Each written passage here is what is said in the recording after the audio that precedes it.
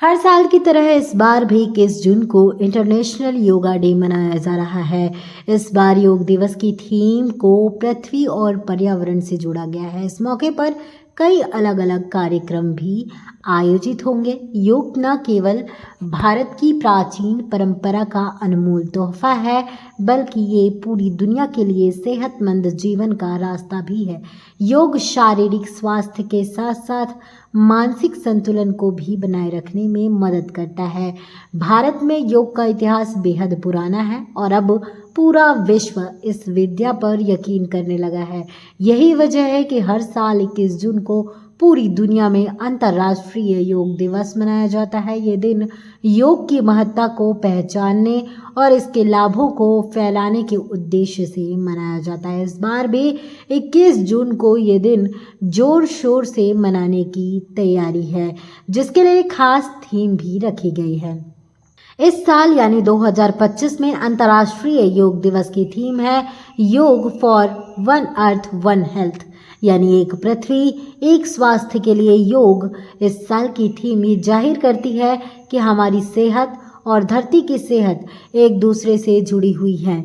यह भारत के उस पुराने विचार वसुधैव कुटुंबकम से जुड़ी है, जिसका मतलब है सारी दुनिया एक परिवार है। ये 11वां योग दिवस है और इसे और खास मनाने के लिए सरकार ने 10 प्रमुख कार्यक्रमों की योजना बनाई है। तो क्या है ये 10 प्रमुख कार्यक्रम? योग संगम, 1 लाख स्थानों पर सामूहिक योग प्रदर्शन। योग बंधन, योग से सामाजिक जुड़ाव बढ़ाना। योग पार्क, सार्वजनिक स्थानों पर योग केंद्र। योग समावेश, सबको जोड़ने वाली योग पहल। योग प्रभाव, योग के सकारात्मक प्रभाव पर चर्चा। योग कनेक्ट, डिजिटल प्लेटफॉर्म से योग जोड़ना। हरित योग, पर्यावरण संरक्षण से जुड़ा योग।